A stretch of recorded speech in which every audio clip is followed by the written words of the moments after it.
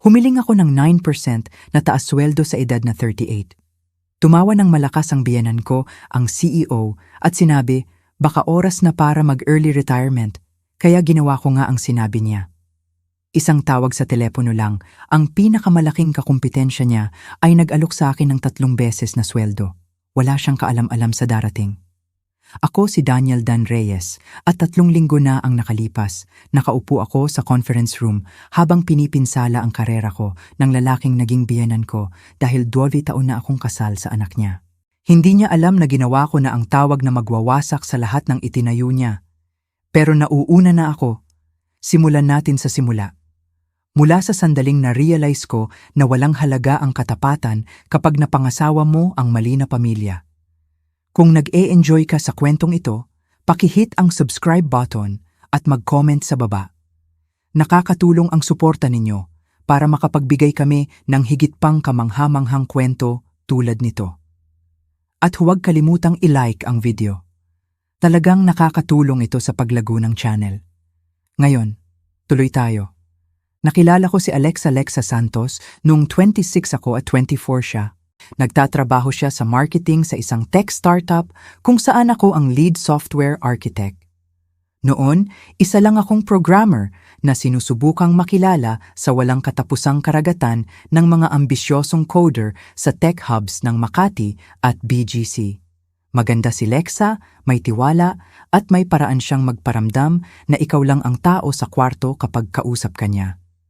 2 taon kaming nag-date bago ko nalaman kung sino ang tatay niya. Hindi dahil itinago niya, kundi dahil talagang gusto niyang magtayo kami ng isang bagay na hindi konektado sa pera o impluensya ng tatay niya. Si Gregorio Santos ang CEO at founder ng Santos Innovations, isang kumpanyang nagkakahalaga ng humigit kumulang 47 bilyon na espesyalista sa enterprise software solutions para sa mga top corporations. Nang ipakilala na ako ni Lexa sa mga magulang niya sa family dinner, sobrang kaba ko. Dumating ako sa pinakamagandang suit ko, yung binili ko para sa job interviews, at sinubukan kong huwag ma-intimidate sa kanilang mansion sa Ayala, Alabang. Charming si Goryo ng gabing yon. Tinanong niya ako tungkol sa trabaho ko, mukhang interesado talaga sa background ko. Ang nanay niya, si Patricia Santos, ay magalang pero malayo.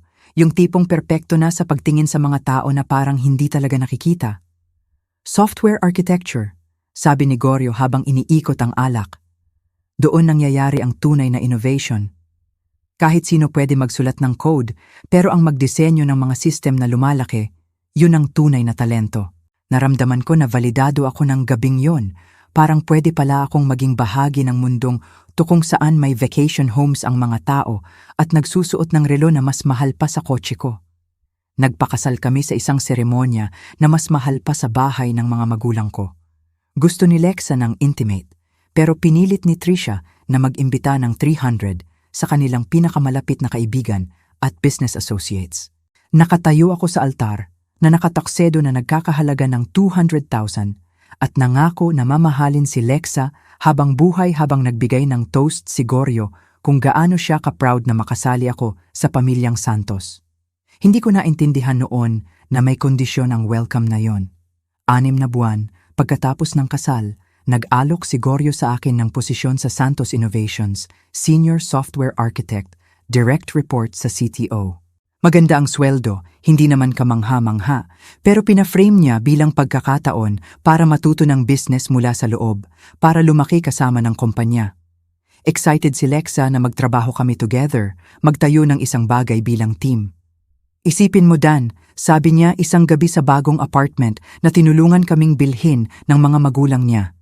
Magiging parte ka ng family business, nakikita ni Dad ang tunay na potential sa'yo. Tinanggap ko ang trabaho. Yun ang unang pagkakamali ko. Sa susunod na 12 taon, pinaghirapan ko talaga sa Santos Innovations. Dinisenyo ko ulit ang buong back-end infrastructure nila, binawasan ang server costs ng 40%. Pinangunahan ko ang team na nag-develop ng flagship product upgrade na nagdala ng 3 billion sa bagong contracts.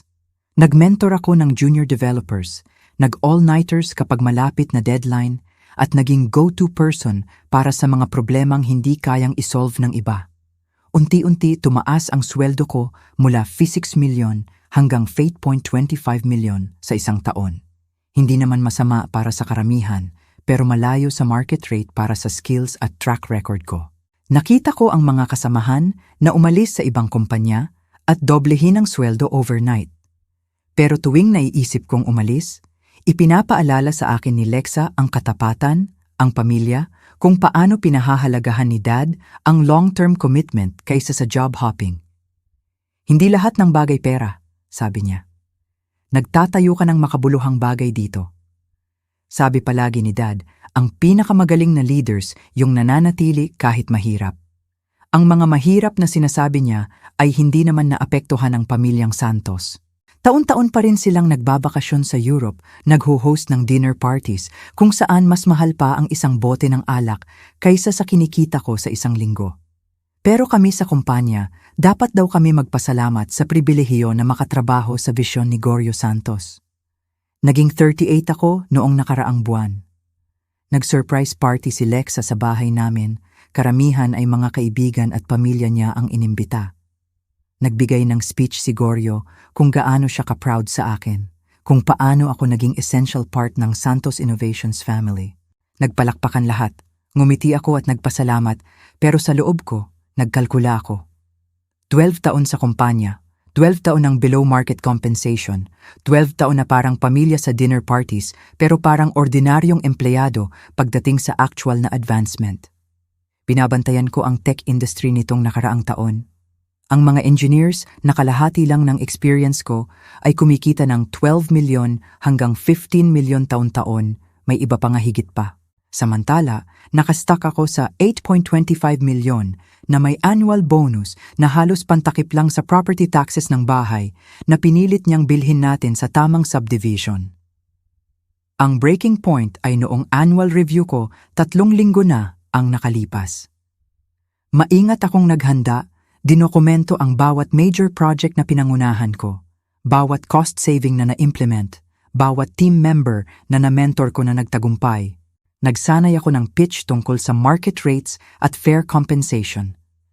Nakaschedule ang meeting sa 2:00 p.m. sa opisina ni Goryo, yung corner suite na may floor-to-ceiling windows overlooking the bay, or sa Pinas, overlooking Makati skyline.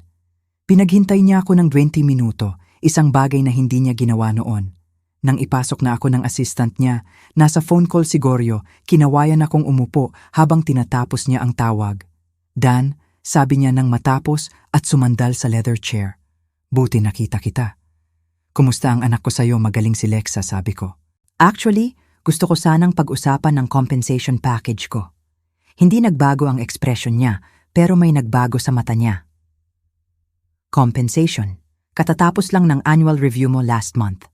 Alam ko at nagpapasalamat ako sa 3% raise, pero tinitingnan ko ang market rates para sa senior architects na katulad ng experience ko at malaki ang gap sa kinikita ko kumpara sa industry standard. Nag-steeple si Goryo ng daliri, pinag-aaralan ako na parang problema na kailangang isolve. Market rates. Pinag-uusapan mo yung mga ridiculous salaries na binibigay ng malalaking tech companies para magnakaw ng talent. Pinag-uusapan ko ang fair compensation para sa value na dala ko sa kumpanyang ito, sabi ko, pinanatili ang kalmadong boses.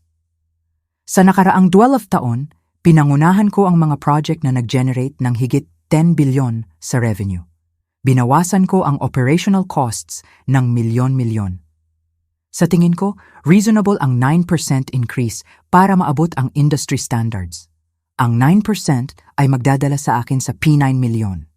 Mas mababa pa rin sa market, pero kahit papunta na sa tamang direksyon. Tahimik si Goryo ng matagal, tapos nagsimulang tumawa. Hindi basta chuckle, kundi buong-buong tawa na namula ang mukha niya. 9%, sabi niya, pinupunasan ng mata. Dan, seryoso ka. Talagang pumunta ka rito expecting na bibigyan kita ng 9% raise. Naramdaman ko ang paghigpit sa tiyan ko. Base sa performance ko at market standards, oo. Hayaan mo akong sabihin sa'yo tungkol sa market standards, sabi ni Goryo. Sumandal pa sulong. Yung mga kumpanyang nagbabayad ng ridiculous salaries, nasusunog ang cash nila at nababagsak sa loob ng may mataon.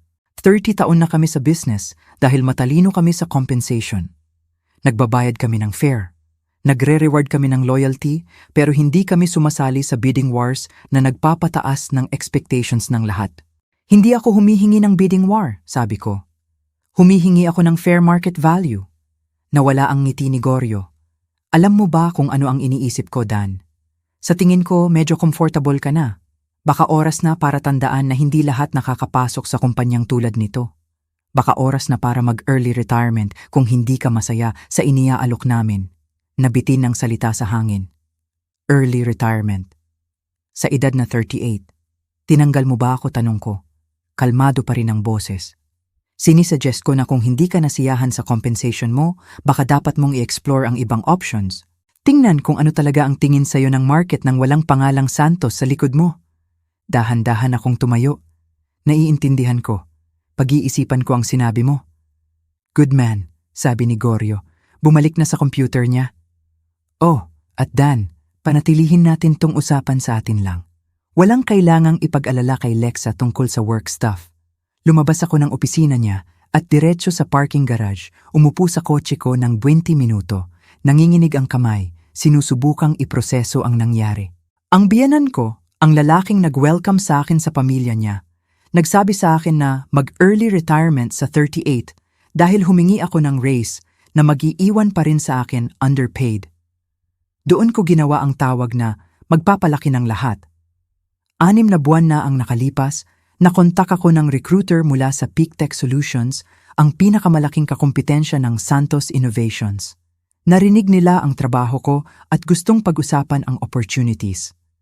Magalang akong tumanggi noon, binanggit ang loyalty sa current employer, pero itinago ko ang number ng recruiter sakaling kailanganin.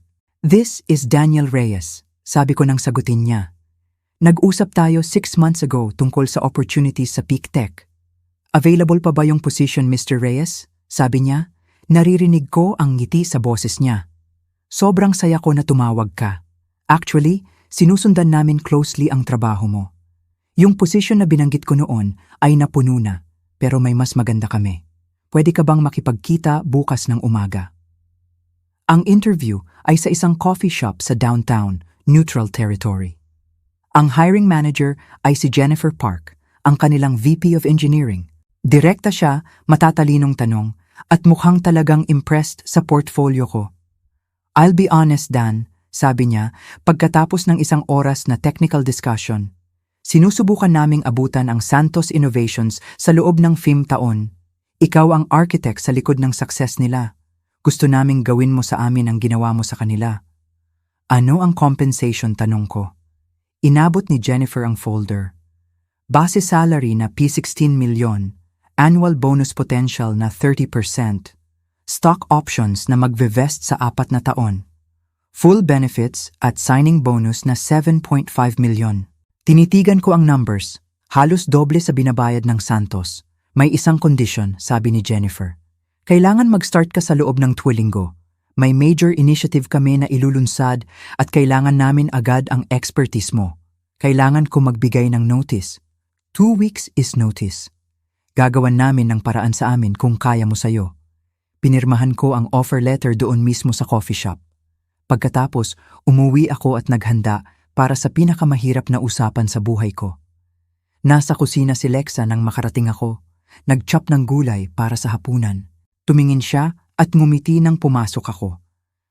Yung parehong ngiti na nagpapa-in-love sa akin 14 taon na ang nakalipas. Kumusta ang araw mo, tanong niya. May kailangan tayong pag-usapan, sabi ko. Nawala ang ngiti niya. Anong mali? Nag-annual review ako sa tatay mo kanina. Humingi ako ng 9% raise para maabot ang market rates. Inilagay ni Lexa ang kutsilyo at tumawa siya sa akin. Sinabi niyang baka oras na para mag-early retirement kung hindi ako masaya sa compensation ko. Tahimik siya sandali. Dan, alam mo naman kung gaano si Dad. Old school siya sa mga bagay na, yan. Siguro hindi niya sinasadya yung dating nang sinabi. Sinadya niya talaga, Lexa. 12 taon na niya akong underpaying. At alam niya, yon, underpaying. Binigyan ka ng trabaho ng tatay ko nung wala ka pa. Tinrato ka niya bilang pamilya. Tinrato niya ako bilang cheap labor na may family discount, sabi ko. At tapos na ako roon. Anong ibig sabihin nun? Ibig sabihin, tinanggap ko ang posisyon sa Peak Tech Solutions. Mag-start ako sa Duolingo. Nawala ang kulay sa mukha ni Lexa. PicTech, ang pinakamalaking kakumpetensya ni Dad. Oo, hindi ka seryoso, Dan. Iyon ay pagtataksil. Sisirain niyan ang relasyon ko sa pamilya. Sinabi sa akin ng tatay mo na i-explore ko ang ibang options. Ginawa ko. Ito ang tingin ng market sa worth ko. Kinuha ni Lexa ang phone. Tatawagan ko si Dad. Kailangan nating ayusin to bago pa lumala. Lumalala na, sabi ko, at ayaw ko nang ayusin. Tapos na ako sa pagiging undervalued dahil napangasawa ko ang mali na pamilya. Tinitigan niya ako na parang estranghero. Mali na pamilya, yan ba ang tingin mo sa amin? Sa tingin ko, ginamit ng tatay mo ang relasyon natin para panatilihin akong nasa ilalim niya sa loob ng 12 taon. At sa tingin ko, tinulungan mo siya sa pamamagitan ng pagpaparamdam sa akin ng guilt tuwing binabanggit ko ang pagtingin sa iba. Hindi yan fair. Fair. Tumawa ako at mapait pa sa pandinig ko. Hayaan mo akong sabihin sa'yo kung ano ang fair. Fair sana kung binayaran nila ako ng market rate para sa skills ko. Fair sana kung na-promote ako base sa contributions ko imbes na itago sa parehong posisyon sa loob ng dekada. Fair sana kung tinrato ako ng tatay mo bilang valuable employee, imbes na parang charity case na pinagbigyan lang. Umiiyak na si Lexa. Hindi ko makakalabas na ginagawa mo ito sa akin, sa pamilya ko. Wala akong ginagawa sa'yo.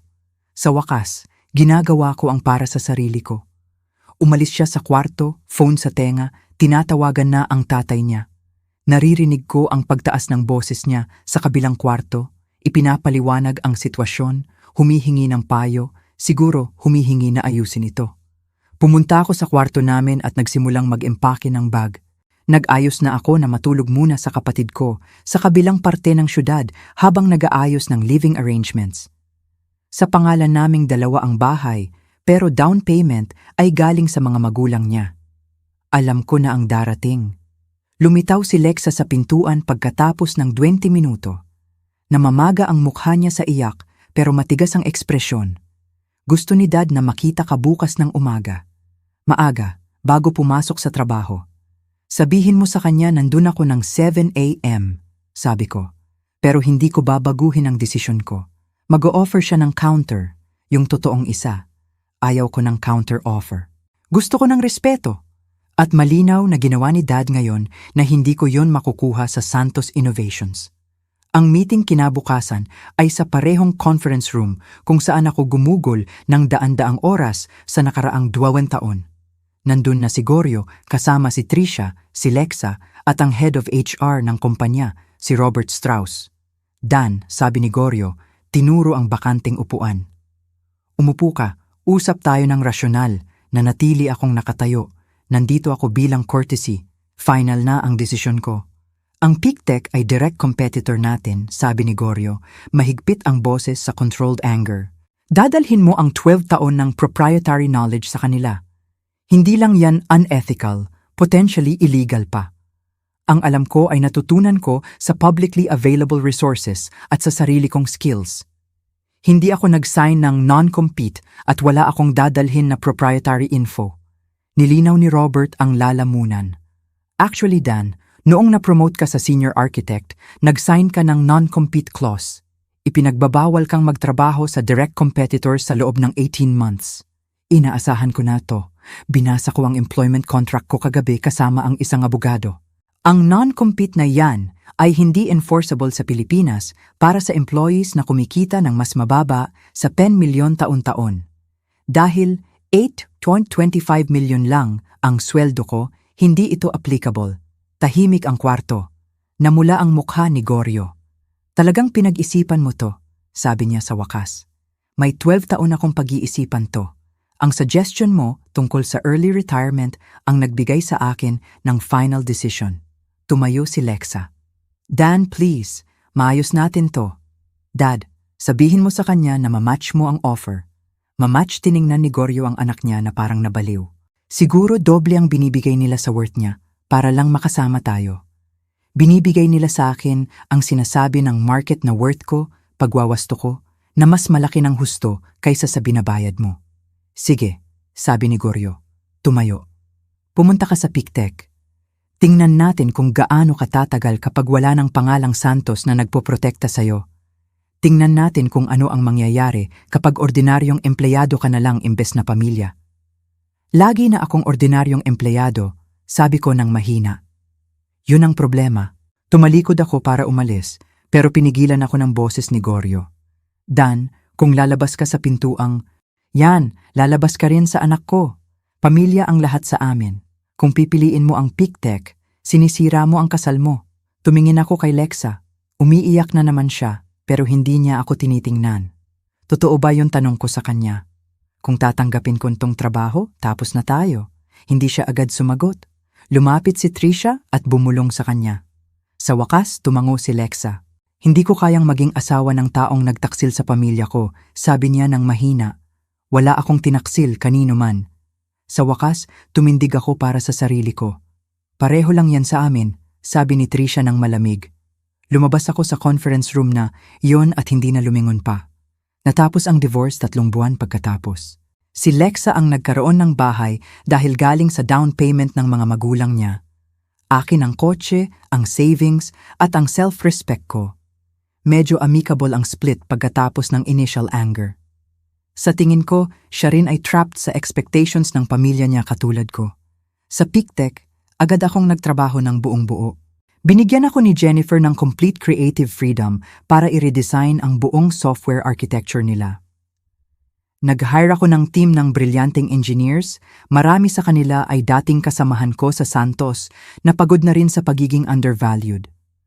Sa loob ng 6 na buwan, naglunsad kami ng product na mas mabilis, mas reliable, at 30% mas mura kaysa sa iniaalok ng Santos Innovations.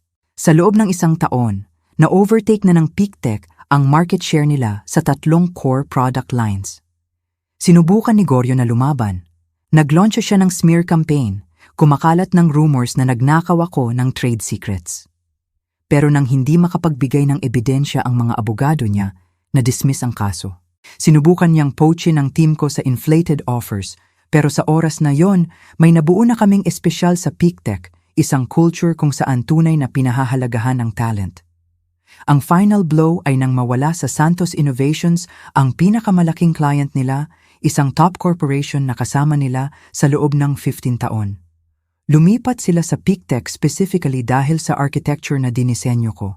Narinig ko sa industry grapevine na kailangang mag-lay-off si Goryo ng 200 employees pagkatapos ng loss na yon na tinatanong na ng board ang leadership niya na tumanda siya ng 10 taon sa nakaraang 18 months. Hindi ako nakaramdam ng tagumpay, nakaramdam lang ako ng kalayaan. Noong nakaraang linggo, nagkita kami ni Lexa sa isang coffee shop sa downtown. Mukha siyang pagod, mas matanda sa 36 niya. Nag-small talk kami ng awkward sandali bago niya sinabi ang gusto niyang sabihin. Nagkaroon ng mild stroke si Dad last month pero napilitan siyang mag-step back sa kumpanya. Nakakalungkot marinig iyon, sabi ko. At totoo yon. Kahit ano pa, hindi ko hiniling ang masama sa tao. Tinanong kanya, tuloy ni Lexa. Tinanong kung masaya ka. Ano ang sinabi mo? Sabi ko ang totoo, na siguro mas masaya ka kaysa dati. At baka dapat nakinig siya noong humingi ka ng raise na yon. Tinapos niya ang kape at tumayo para umalis. Sa pintuan, lumingon siya. For what it's worth, Dan, sorry. Dapat mas pinahalagahan ka namin. Dapat tumindig ako para sa'yo imbes na magpapagilty sa'yo, para sa gusto mong deserve mo. Salamat sa pagsabi niyan, sagot ko. Pag-alis niya, nakaupo ako roon at nag-isip tungkol sa nakaraang party ng taon. Tungkol sa lalaking ako noong nakilala ko si Lexa, puno ng ambisyon pero handang pakupasin ang liwanag para magkasya sa pamilya niya. Tungkol sa lalaking naging ako sa Santos Innovations, lalong mapait at undervalued, at tungkol sa lalaking ako ngayon, may tiwala, respected, kumikita ng 3 beses sa iniisip ni Goryo na worth ko. Minsan, ang pinakamabuting revenge ay hindi dramatic o malupit. Minsan, sapat na ang mabuhay ng maayos, patunayan na mali ang mga non-underestimated sa'yo at magtayo ng mas maganda kaysa sa inakala nila. Ako si Daniel Dan Reyes. 39 na ako, Chief Technology Officer sa PicTech Solutions at humingi ako ng 9% raise na hindi ko nakuha. Sa halip, nakuha ko ang mas maganda. Kalayaan, respeto at kasiyahan na alam kong ang lalaking nagsabi sa akin na mag-early retirement ay nanonood na ngayon habang gumuho ang kumpanya niya habang lumalago ang sa akin. Isang tawag sa telepono lang at ang tapang nasa wakas ay pahalagahan ng sarili ko, katulad ng pagpapahalaga ko sa loyalty sa mga taong hindi kailanman nagbigay ng halaga sa akin. Kung naantig sa iyo ang kwentong ito, maglaan ng sandali para isubscribe ang channel para sa higit pang incredible true stories. Mag-comment sa baba kung ano ang tingin mo sa journey ni Dan, at huwag kalimutang i-like. Ibig sabihin ninyo ang lahat sa amin. Hanggang sa muli, tandaan na minsan, ang pinakamabuting desisyon ay sa wakas ay mag-bet sa sarili mo.